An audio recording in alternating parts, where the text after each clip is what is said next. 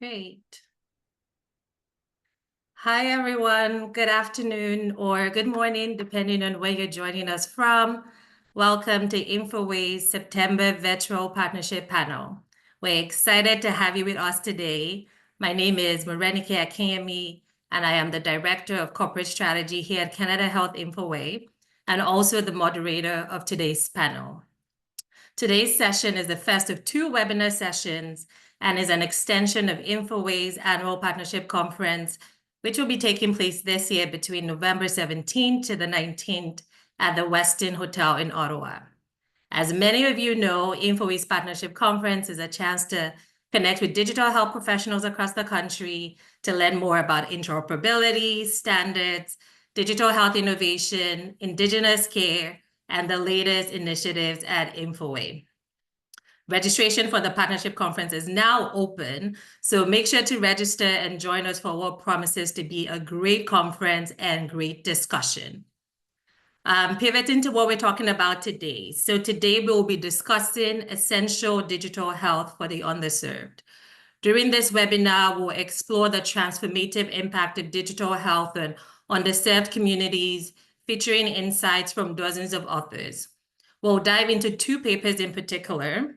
The first one being Enabling Connected Care with a Person-Centered Data Foundation. And the second paper is Human Factor Health Data Interoperability. Both of these papers underscore data's role in advancing equitable, accessible, and connected care for all Canadians. And to help discuss these topics, we have a panel of well-seasoned healthcare leaders. Next slide, please. Our panelists today include Dr. Kendall Ho, who is an emergency specialist. But now we can go to the next slide, please. Includes Dr. Kendall Ho, who is an emergency medicine specialist currently practicing in the Department of Emergency Medicine at the University of British Columbia. We also have Ron Baleno, who is a patient advocate and the co-chair of the Older Adult and Caregiver Advisory Committee at AgeWell. We have Ann Chapman, who is the Director of Health Spending and Primary Care at the Canadian Institute for Health Information. And lastly, but certainly not least, we have InfoWay's Executive Vice President of Connected Care, Abby Kaura. Given the panelists we have today, we are sure to have an exciting conversation. I'll briefly go through the agenda of our time together today. So we'll start off with a short presentation from Dr. Kendall Ho, after which we'll transition to the Q&A component of this session. So I'll be posing a few questions to our panel and then hand it over to the audience for the remainder of the session to ask questions to our panelists. If you have any questions, please submit them throughout the duration of the presentation and also while I'm posing questions. And you can do this through the Q&A feature on the Zoom toolbar. I will get to those questions during the audience Q&A. We're also providing simultaneous interpretation for today's session. So if you would like to listen to today's session in French, please click the interpretation button at the bottom of your Zoom toolbar and select the French channel. Then click the mute original audio. If you're following along in English, you do not need to do any of this. With that, I will hand it over to Dr. Kendall Ho to kick off today's discussion. Wonderful. Thank you so much, Morenike and Canada Health InfoWay for organizing this webinar. Ladies and gentlemen, it's my distinct pleasure to be here to be one of the panelists to discuss the topic of essential digital health for the underserved and also give a 10-minute introduction to this particular topic. And I hope that this will be helpful not only to as a bit of a scaffolding for the discussion, but really want to hear all the participants, your thoughts on how do we bring equitable, accessible care to our patients, our citizens. And today's focus is how do we leverage data in order to do that. Next slide, please. Poonam, thank you so much for helping me advance the slide. I appreciate that a lot. I'm very glad to have worked in and continue to work as an emergency physician for the last 34 years. I really truly found my vocation to serve the different population that walk through my emergency department. young mother with a 3-month-old for the first time having fever and vomited twice. By the way, it always happens on Friday night. It's true. Or a person with family history of heart attacks for the first time woke up in the middle of the night with chest pain. My education, my clinical acumen is to support these patients when they walk through the door. Next slide, please, Poonam.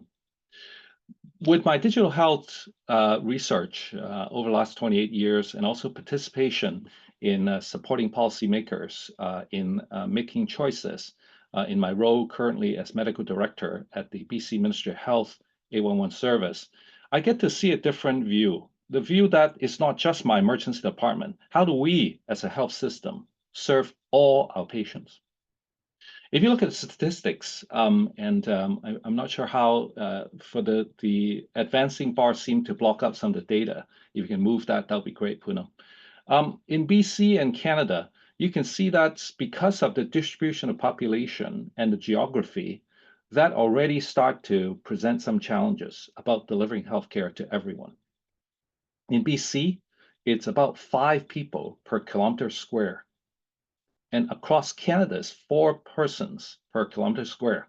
If you also add to the fact that many of us live in cities, in the rural locations, you can see that that disparity becomes even more pronounced. Next advance, please. And so with that, next advance, you can understand from a health system that there's already some degree of challenge in providing equity of access, in my case, emergency care, but across Canada, all types of care, chronic diseases, wellness, management, emergencies, all of those, surgeries, activities. And so with this, how can we make sure that we can support our patients across the country, such as those that have an urgent problem that I raised in the beginning of this slide, this presentation, but also across the whole country, Indigenous, multicultural, those who may have mobility access, those who live in communities where in the winter, the roads are frozen over, that you may not even get access to the hospital, local hospital, or your clinic that you need to access to. And as a health system, how do we make sure that we have a cost-effective solution towards that? And so that really opened my eye to think about this area of equity of access of care. Next slide, please, Puno. And so in 2023 in May, very fortunate, a group of us got together to discuss this topic of essential digital health for the underserved. I want to acknowledge that in this group, we have senior health policymakers, senior health administrators, we have patients, caregivers, citizens, we have health professionals, and also health researchers sitting together to discuss how do we approach this topic. And it's amazing that we got support from Canada Health Infoway, Healthcare Excellence Canada, CMA Foundation, Health Canada, Canadian Institute of Health Information, Canadian Institute of Health Research, Canadian Medical Protective Association, and regionally with BC Ministry of Health, First Nations Health Authority, and Rural Coordination Centre of BC supporting this conversation to advance it. And so across the country, we have about 50 authors to, after the conference, put our brains together and work together to write 9 papers in this particular issue called healthcare papers. To be looking at this area of essential digital health and underserved. Next slide, please. First, let me just define a little bit about this topic. Back one, please. Thank you. Yeah. And so to think about this topic, I pick out 3 of the key words. What is essential? About a decade ago, I got a chance to work with WHO and really had the fortune to learn about this whole concept of health for all, which actually started the whole WHO in the first place. And so the thing is, if cost is not a consideration, if cost is not a consideration, then all healthcare services are essential. The reality is that there are certain limitations. Think about the geography I talked about, think about the different equity deserving populations. We need to make some choices in Canada. And so when we make choices because of cost, because of type of populations we have, then we need to figure out what's essential to all populations. Now, once we figure that out, and it's through dialogue, discussion, and agreements, once we figure that out, then the underserved or equity deserving becomes easier to define. Those are the cases where populations that don't get all the essential services are underserved. And then the question becomes, if our current system are having certain areas that underserve, this series of papers explore how can digital health increase equity of access of care. And so today's topic is about data. And so thinking about, well, how can we use and leverage data and create and establish and sustain a database that can help us achieve this will be very important. And so we'll be having some discussion about that. I'm very fortunate to be joined by wonderful panelists, and Moranike will be moderating that. If you're interested, please feel free to go for the QR code so you can get a set of papers. And each paper, we've created an infographic. You'll be seeing 3 of them in the next succession of slides about that. And so in January, we put out these group of papers. I'm also very thankful to Canada Health Infoway, together with Canadian Medical Association, College of Family Physicians of Canada, and Royal College of Physician Surgeons of Canada, working together to create a digital health national interoperability task force that with a chance to have some dialogues in this topic. And in the upcoming annual partnership conference of Canada Health Infoway in November 2024, that will have a full discussion of some of those topics that we have explored. And so today's webinar is focusing on specifically connected care, enabling connected care with person-centered foundation through data. Maybe to set the scene, we use data every day. One of my favorite pastime, I have two children. They're now 30 and 28. But when they were young, my wife, we usually do a lot of family road trips. And the famous question they always ask is, are we there yet? Right? And so it really taught me as a parent to be patient to answer the questions. But with the advent of Google, they can now tell exactly where we are. And so in being able to look at the data, that help all of us, not just me, to tell, are we there yet? But the data enable us to get there. I submit to you, many patients are lost in their journeys, lost in the journeys of their own health and their healthcare and chronic disease management and emergency management, not to their fault. But the fact is, how can we support our patients when our patient says, where's my health? How am I improving my health? Are we there yet? So that I can get the best of health out of the health system I have. And I submit to you, data is a very important element. And next slide, please, Poonam. I'm going to explore 3 of these papers that we have in our series. The first one is about patient-centeredness. And again, thanks to this group of authors that you see on the slide on the right that put that together. Ron Bolano is one of our panelists, so very, very honored to have him in this panel to discuss this. In order to be patient-centric, it's not only important that we ask them, hey, how can I help you? And then we design a system to help them.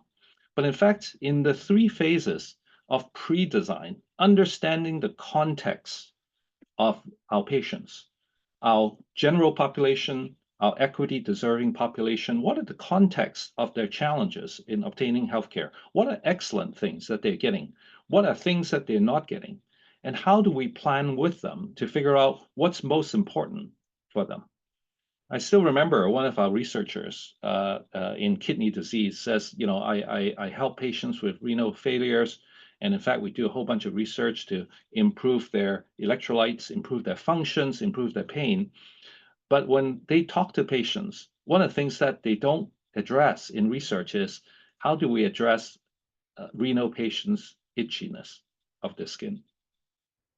That's one example of how, in some ways, we all try and work towards it, but understanding the context of the patient is vitally important.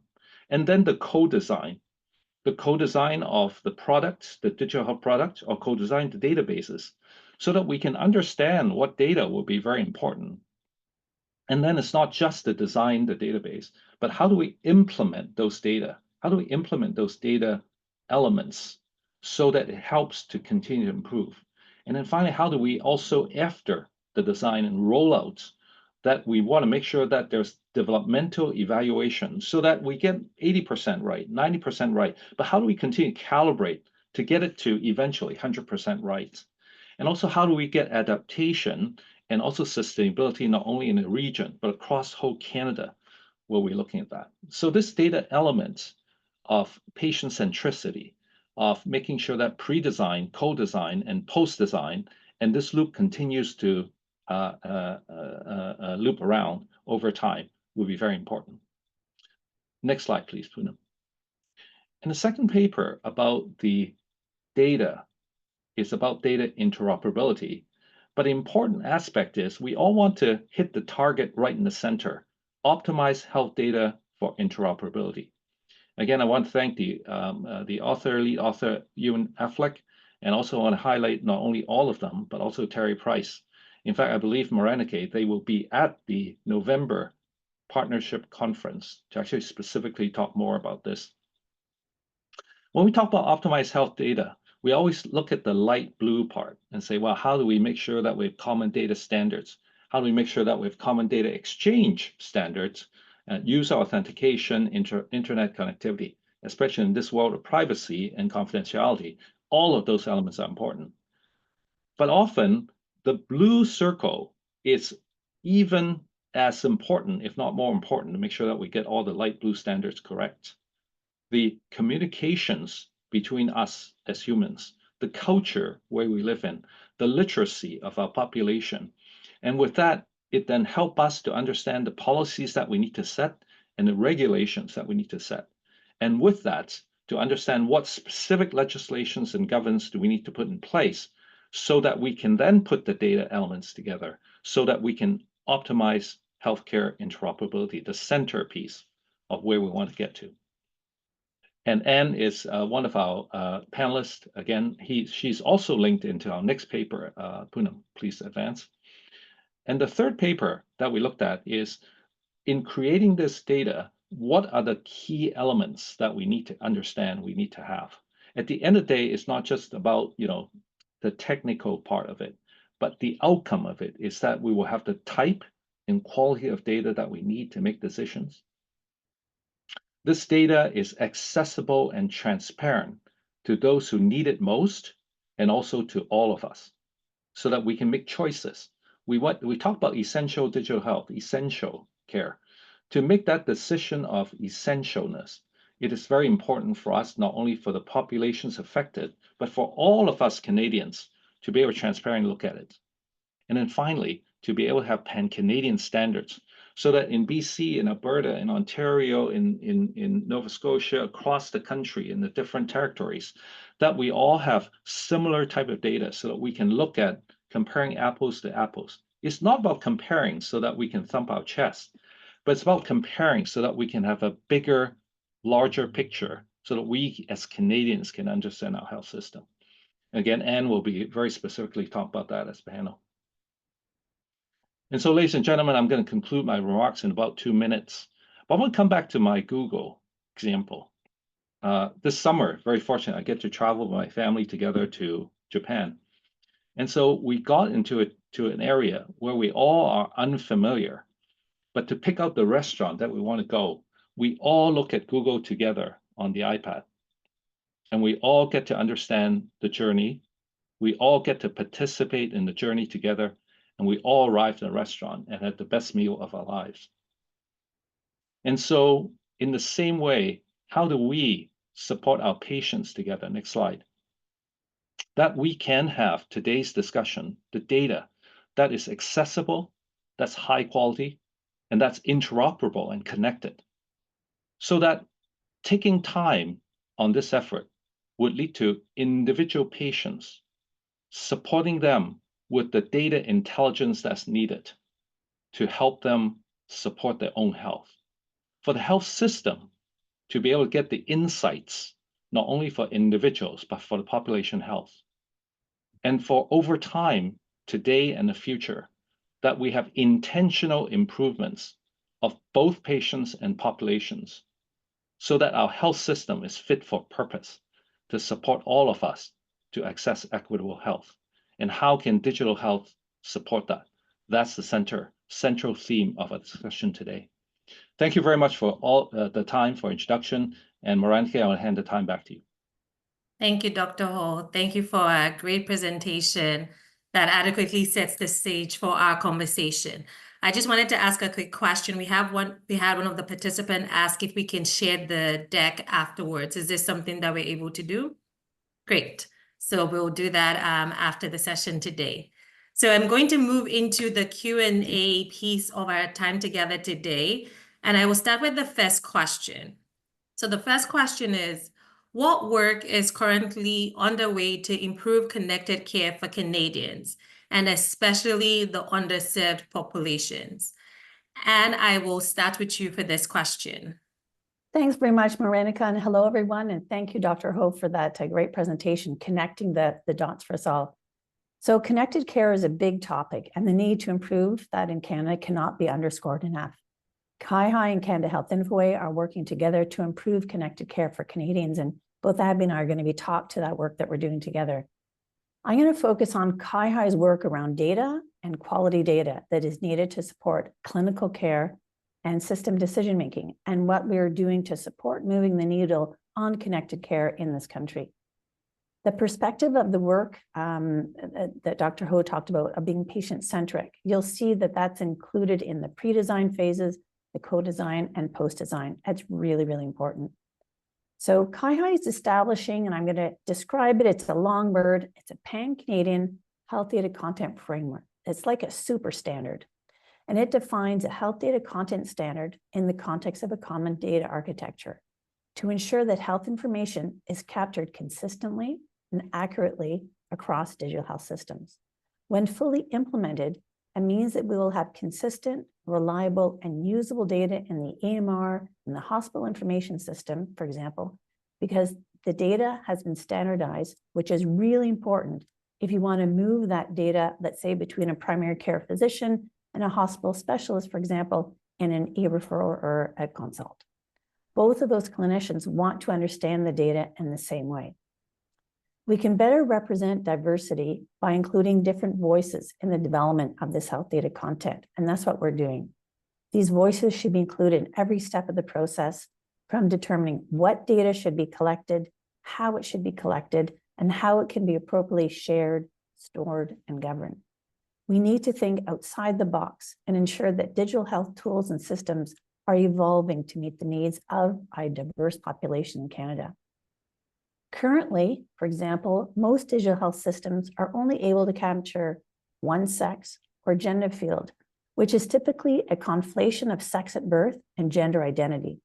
We need to modernize the systems themselves to ensure that they're able to capture more accurate and nuanced information on gender, sex, and sexual orientation. We also need to develop, in collaboration with individuals with lived experience, standardized guidance around things like how the data should be collected, stored, and governed. Part of this also involves improving health data literacy across the country and ensuring that engagement tools are being developed in plain language so that those without a strong technical or standards background can contribute. In addition to CIHI's work to develop the Pan-Canadian Health Data Content Framework, this Uber standard, CIHI is also developing a subset of it called the Canadian Core Data for Interoperability. That outlines essential data that is needed to move the data for connected care, as we talked about, from a GP's office to a hospital specialist, et cetera. By enabling digital health systems to interact with one another across all care settings, from primary care to hospitals to long-term care, we can help ensure that Canadians' health information will move with them through the system and that no patients fall through the cracks. This is particularly important for underserved populations, many of whom have complex health needs and lack consistent and reliable primary health care information. In addition to needing standardized data for clinical care, it will also support public health interventions and surveillance, accelerate improvements in healthcare, health system performance, and population health across the continuum of care, allowing for more robust research and analysis on underserved populations and ultimately more timely and effective interventions. Thank you. Thank you so much, Anne, for that comprehensive response. It's great to hear that CIHI is doing a lot of work to include different voices, people with lived experiences, in how we design, how we do this moving forward. I will now hand it over to Abby so we can hear from InfoWay's perspective and what we're doing to move this forward. Thank you, Marinike, and I'm really pleased to be here. Great setup, and with the previous response.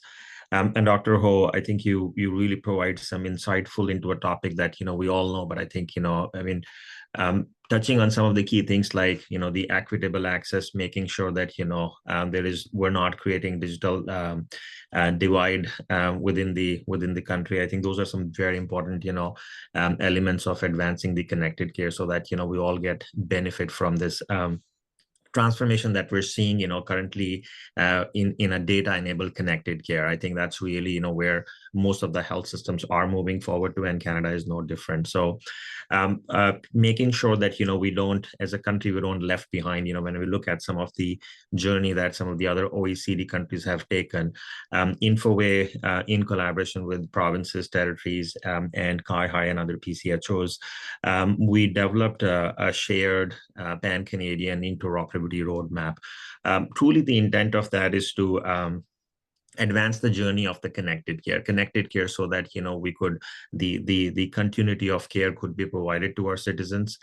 Care collaboration amongst the healthcare provider could be a lot more effective and efficient, as you live day in, day out, Dr. Ho. And then finally, from a health system perspective, I think Anne touched on building a learning-based health system. So if you really see three important elements of the ecosystem that we're trying to address with the roadmap, is the patients at the core, the healthcare providers, on the outer core, that are providing, care and services to the citizens, through collaboration, and then health systems on the outer core, to make sure that they benefit from the learnings, from the work that the healthcare providers are doing, and to continue to improve and optimize the health system. So that's really the foundational principle on why we decided to work on the roadmap.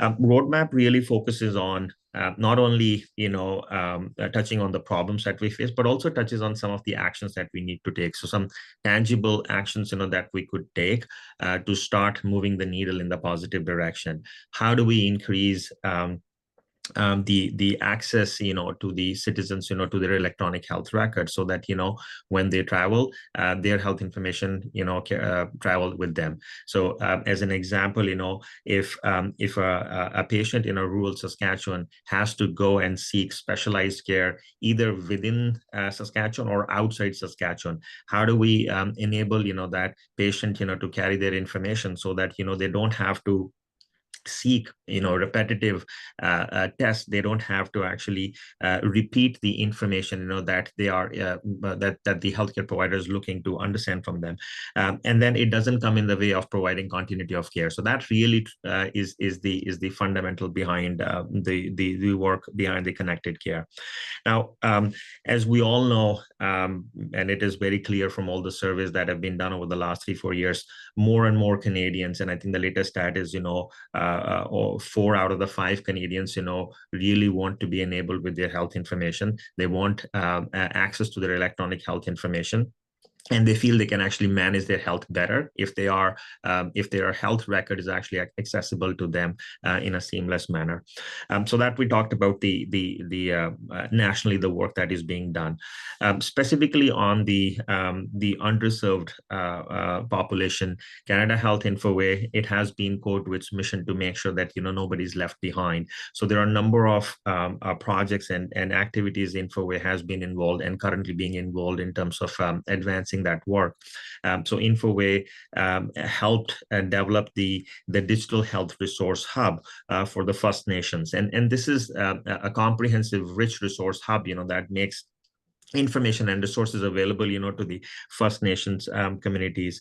InfoWay also worked on the expansion of Mustimo community EMR to over 320 First Nations communities, so that they could actually benefit both from the digital health, but also from the timely information that is contained in the primary care system, and also the information which is potentially coming from the other health systems into the EMR.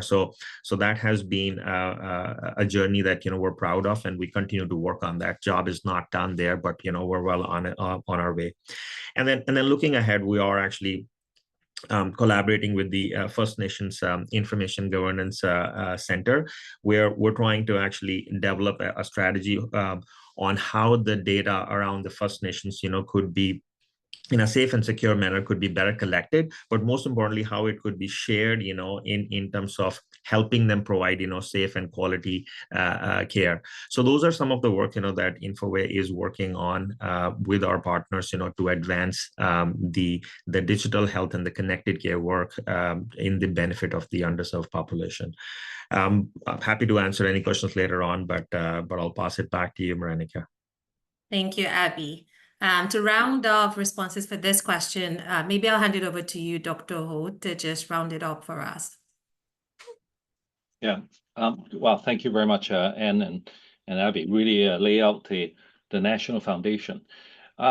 Maybe I will also speak a little bit more to that in a later piece, but one of the areas I'm involved in is in British Columbia, in the 811 system, where it's a system where all citizens in British Columbia can call and access healthcare, not only through telephone, but through the interprofessional team of nurses and physicians and pharmacists that we can escalate to video, so that we can actually support our patients, such as the young mother who called in, Friday night because of the fever, that we can then provide that type of access to care for them.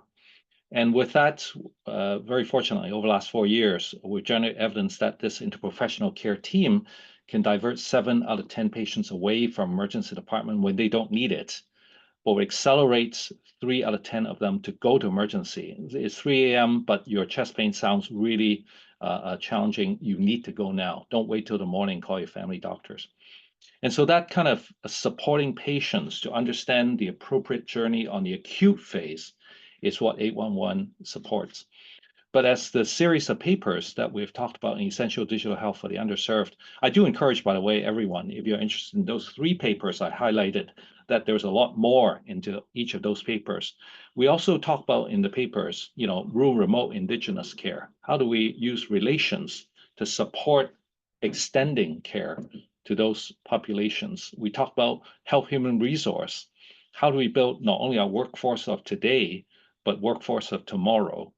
And then also look at how can research support policymakers for evidence-informed policy translation.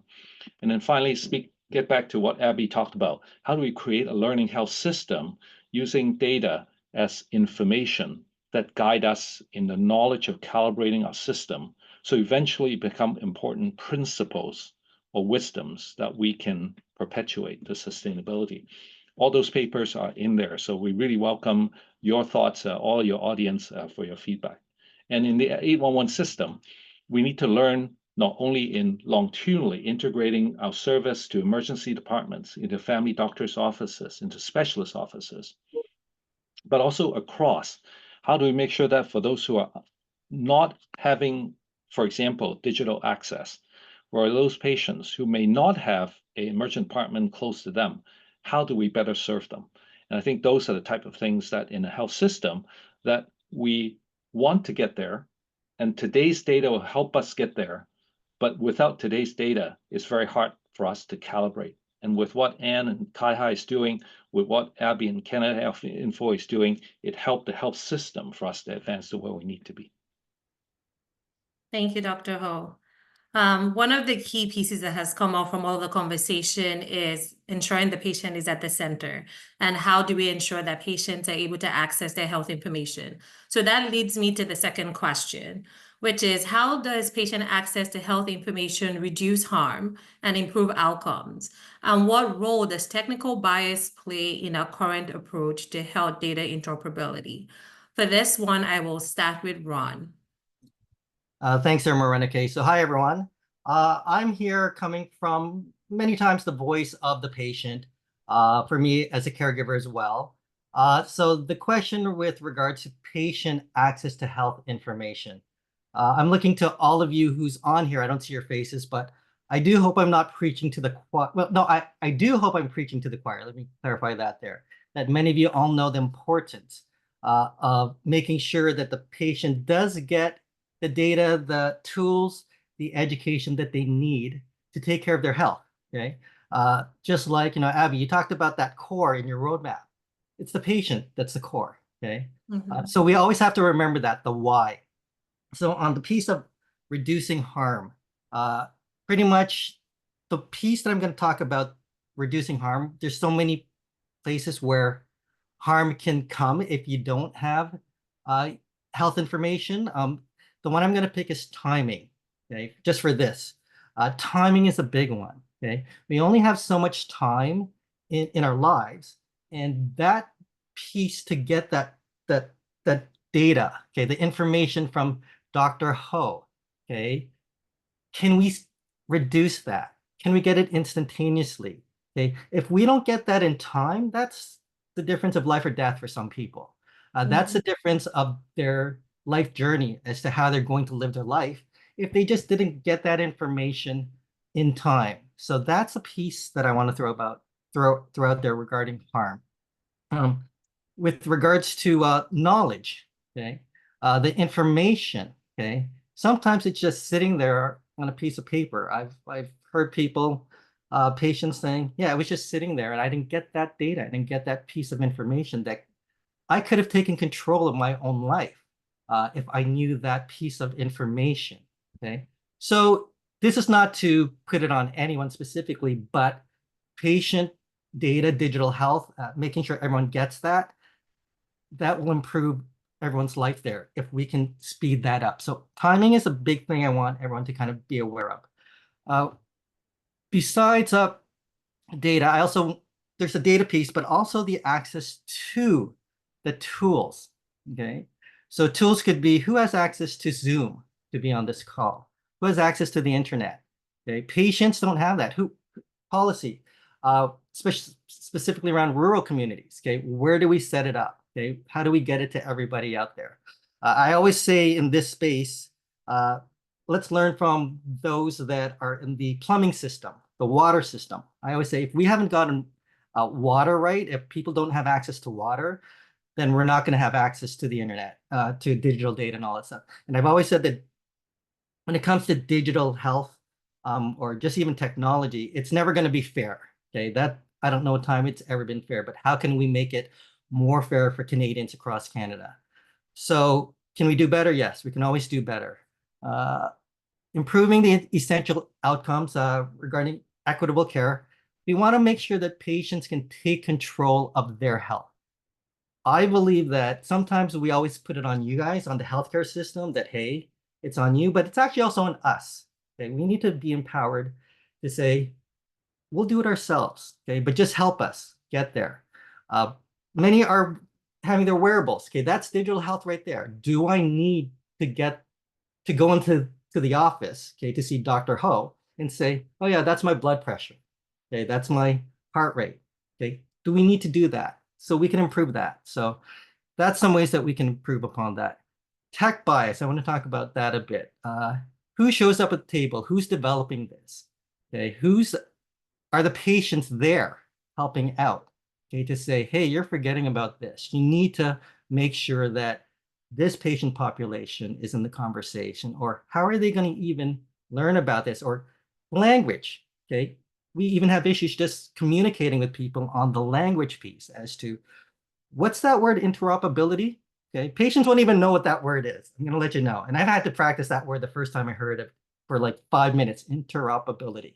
So I don't need to speak to them about that. I just want to let them know, saying, this data you get over here and you're going over there, it's gonna work. They're gonna get that. How do we smoothen that out? So there is this bias piece where we're going to have that. In my personal opinion, working in technology, it's always going to be there. It's not going to be removed, but can we always get better at this? We're getting to the space of AI. That's a whole new webinar that we could speak on for a full day. Okay, so we can use that to our benefit, and we got to keep that in mind, that AI is going to affect this conversation moving forward. Who's to say that, at this moment, all 4 of the panelists here are actually not real people talking to you. Okay, this could be, fake Kendalls and Anne's and Abby's here and Ron, but could that work to our benefit sometimes? Okay, could there be that benefit? The virtual Dr. Kendall Ho, okay, just telling you some of the basic stuff. Can we get that out there as well? Okay, without forgetting the rest of the population who can't even get on the internet, let's say. Okay, so those are a few comments that I wanted to share. You know, as Dr. Kendall Ho said about that this is about connected care. And I don't want to let people get lost in their journeys. You know, that's the big piece, that digital divide piece, Abby, that you talked about. We got to make sure that everyone's coming along. So, few thoughts there. Thank you so much, Ron. That is so informative. I will go to you, Dr. Ho, just to round us up in this question. Great, thank you very much. Maybe a short comment again, and I'll start where Ron ends, and that is we want to make sure patients don't get lost. We want to make sure that patients know where they're going. And I'm going to, again, call on the A11 example. That, in fact, I was just also reading one of the questions from our audience about, 20% of people who don't use technology. Are we marginalizing them? We absolutely need to keep that in mind. I think in 811, the low bar technology is phone. So by calling 811, that they can access their care. And I think the data interoperability piece is this, that in the background, even when the patients don't need to know, that our system have the technology to share the data.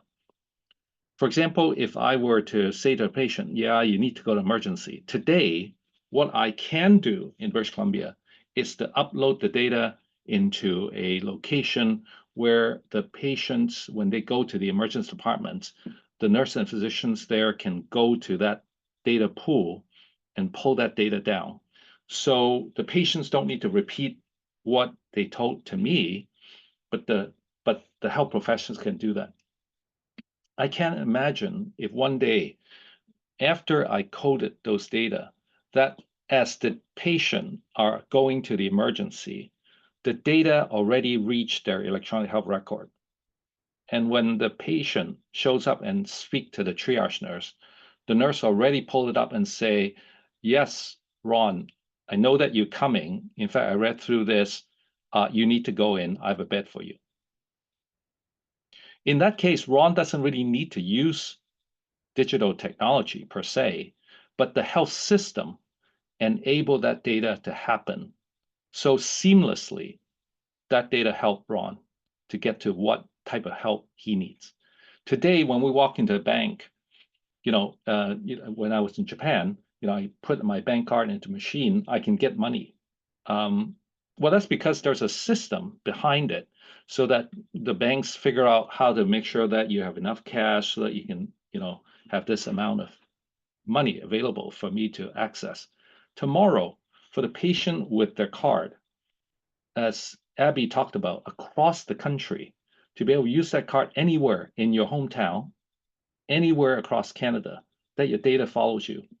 And as Anne talked about, this interoperability framework is to help us get there, so that in fact, at the end of the day, data becomes an important element that patients themselves don't need to use, but it's in the background that every day it helps them access healthcare that they need. And so if 811, we get there as one of our service that links to the types of services available across the country, that would be amazing. Thank you, Dr. Ho. I will ask one more question to the panel before we hand it over to the audience. So the third question is, what work is currently being done or still needs to be done to ensure other levels such as policy, governance, and regulation are working together with our data goals? We've talked about standards and the technical pieces, but how do we ensure all of this more softer pieces come together? And Anne and Abby, I'll give you 1 minute each to answer the question before we move to the audience. So I'll start with you, Anne. Okay, so we have done a lot of work already this year. There's more work to be done. But in June of this year, the Government of Canada introduced Bill C-72, and it's called the Connected Care for Canadians Act. It's really a monumental piece of legislation for this country. It would require the adoption of common technical and data standards. So the standards that both CIHI and Infoway are developing for connected care would require vendors to adopt those and prohibit the data blocking by digital health vendors. And that would enable the secure exchange of that health information across systems, but also ensures that it's good quality data that is being exchanged. It's not sufficient just to move the data. It needs to be that good quality data. And the intent of the legislation is to enable connected care where health information can be shared effectively with those who need it, including patients and healthcare professionals, in a timely and easy to use format, regardless of the location or EMR solution used. That's one big piece. The other thing that we're doing in collaboration with many partners, including federal, provincial, and territorial governments and Canada Health Infoway, is CHI is developing a pan-Canadian data stewardship framework. So you'll see that in one of the human factors interoperability within the Dr. Ewan Affleck's article. And that will be there to establish a common approach to data sharing, use, and access across the healthcare ecosystem. It's a governance of the data and the data practices that we're talking about here. Thank you, Anne. Over to you, Abby.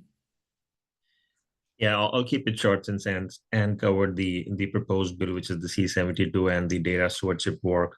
But also, I think within each of the jurisdictions, I mean, they are advancing through collaboration, common approaches. So for example, patient summary, how do we actually make sure that all the healthcare providers for every single visit in the primary care capture the patient summary or patient visit, in a standardized way so that the information collected from that patient visit could be actually sent back, into the repositories, which contributes to the health system, again, in a standardized way.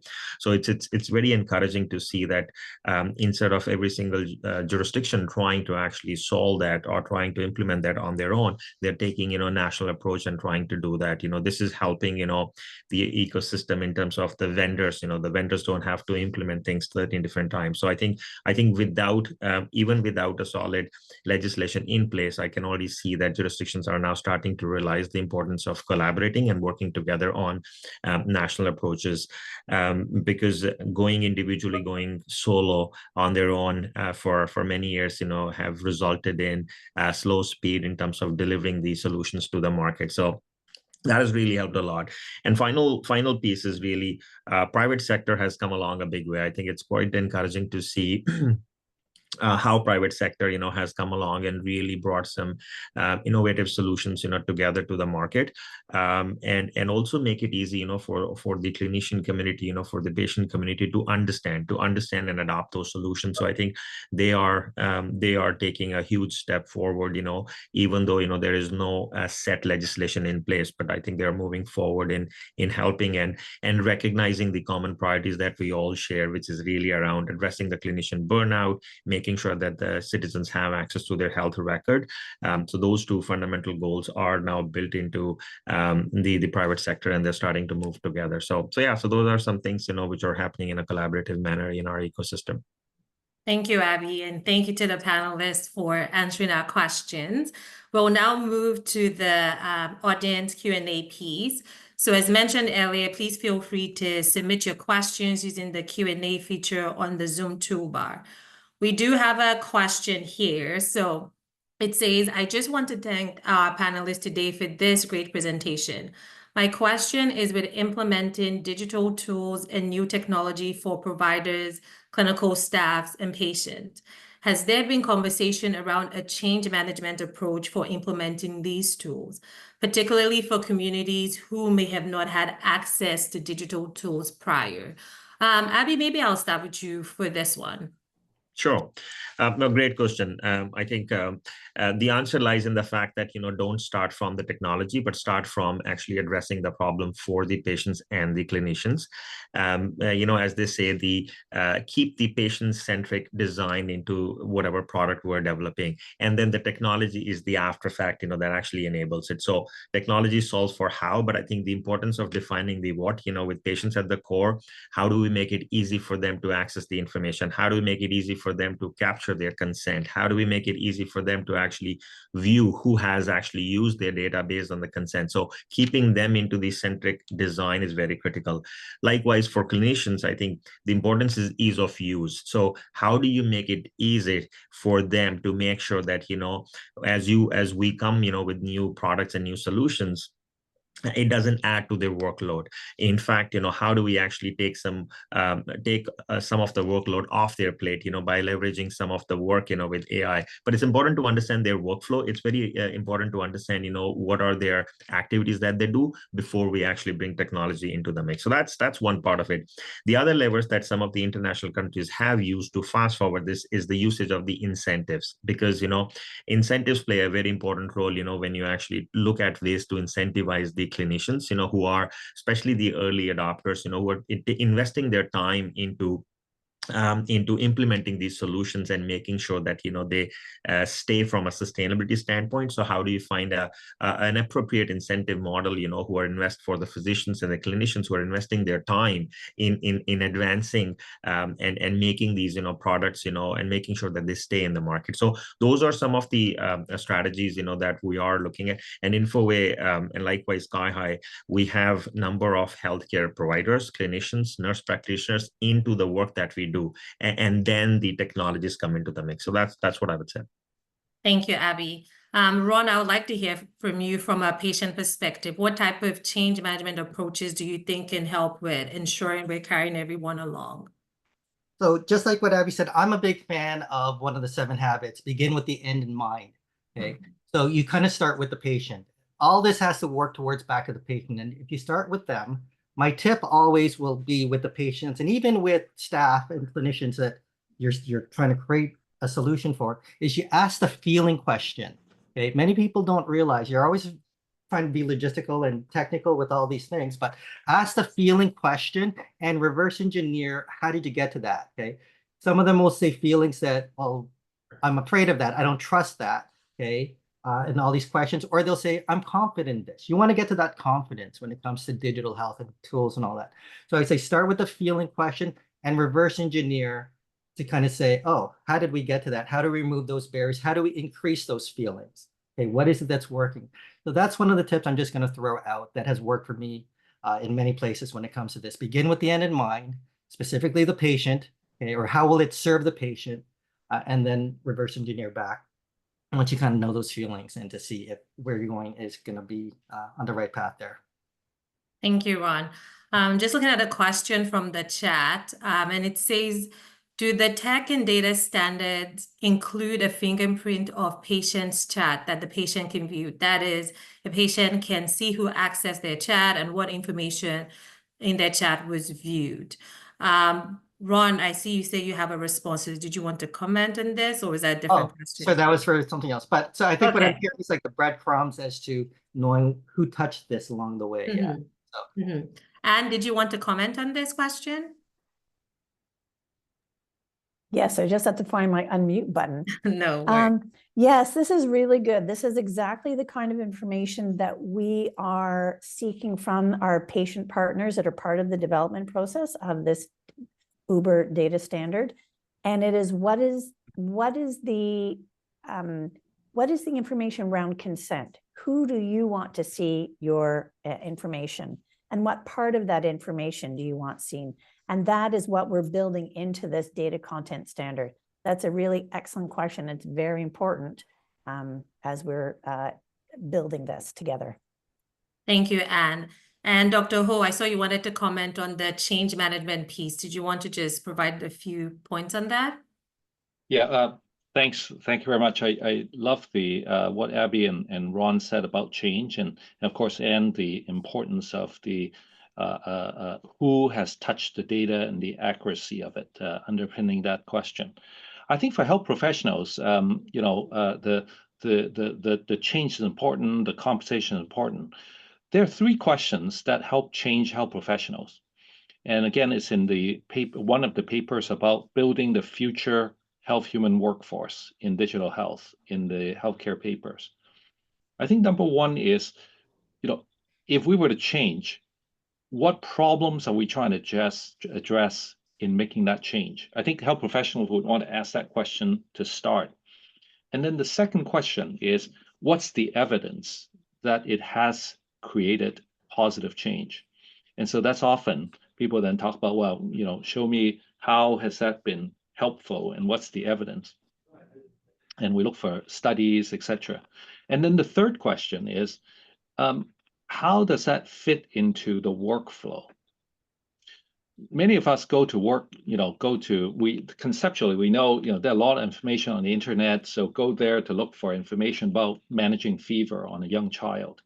But the challenge is, you don't know which website to go to, which one gives you good access, etc. And so in the same way for health professionals, intellectually, yeah, this problem is solved by this issue. What's the evidence? And then how much pain do I need to go through to get to that particular solution? And rather than thinking about pain, if we can actually demonstrate that this is actually making it better, that's even more attractive. There are a lot of discussion in medical school talk about, do we need to embed digital health into the curriculum? And so many people says, well, you only got 4 years. Do you want the medical student to learn about management of heart attack? Or do you want the medical student to learn about computer? But at the end of the day, if you can show that by supporting the student learn about data, that in fact, that would magnify the management of heart attack by 10 times and the outcome improved, then naturally that would be the third way that we would do in medical school training, future nursing training, pharmacy training, etc. And so how do we look for that third way so that not only for today, we get change management for health professionals today to work, but tomorrow, get our students, get our next generation to embed digital into everything that we do to support the best of healthcare. Thank you, Dr. Ho. I will take just one more question from the audience.